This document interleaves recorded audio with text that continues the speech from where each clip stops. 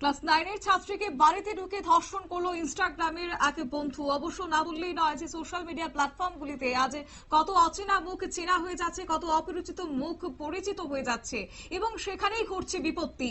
ইনস্টাগ্রামের এক বন্ধুর সঙ্গে পরিচয় এবং সেই বন্ধু বাড়িতে ঢুকে এক 9 এর ছাত্রীকে ধর্ষণ করেছে।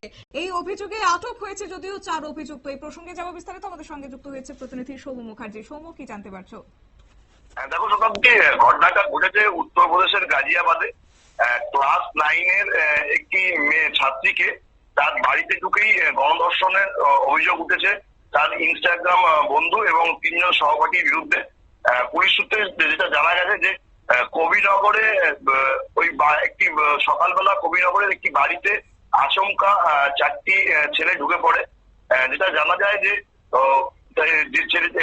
মূল যে অভিযুক্ত সেই ছেলেটি ওই নির্যাতিতা ছাত্রীর ইনস্টাগ্রামে মাধ্যমে বন্ধুত্ব হয়েছিল তার সাথে, এবং তারপরেই মেয়েটির সাথে সে দেখা করতে চায়। তারপরেই মেয়েটি তাকে পাত্তা না দিলেও ছেলেটি জোর করে মেয়েটির বাড়িতে ঢুকে পড়ে এবং সেই সময় মেয়েটির মা বাড়িতে ছিল না। পরে মেয়েটির মা বাড়িতে এসে যখন ঘরের দরজা এবং বাড়ির পাঁচিলের গেট খোলা দেখেন তখন তিনি প্রথমে অবাক হয়ে যান। পরে বাড়ির মধ্যে দিয়ে ঢুকে দেখেন যে তার মেয়ের ওপর চড়া হয়েছে 4টি ছেলে। সঙ্গে সঙ্গে তিনি মেয়েকে জোর করে ঘর থেকে বাইরে বার করে নিয়ে এসে ঘরের দরজা আটকে দেন এবং তারপরে পুলিশে খবর দেন। পুলিশ এসে ওই 4 জন অভিযুক্তকে গ্রেপ্তার করেছে। পুলিশ যেটা দাবি যে 4 জন ছাত্রের বিরুদ্ধে এফআইআর হয়েছে, তারা নবম, দশম এবং একাদশ শ্রেণীর ছাত্রী। যে মূল অভিযুক্ত তার সাথে মেয়েটির ইনস্টাগ্রামে পরিচয় হয়েছিল। তারপরেই মেয়েটি বাইরে ওই ছেলেটি চলে আসে, সঙ্গে করে মেয়েটির 3 জন সহপাঠীকেও নিয়ে এসেছিল। তারপর জোর করে 4 জনে মিলে মেয়েটিকে গণধর্ষণ করে নিজের বাড়িতেই। বর্তমানে মেয়েটির মেডিকেল পরীক্ষা করা হচ্ছে এবং ওই ছেলেগুলিকে আটক করে জেরা করা হচ্ছে।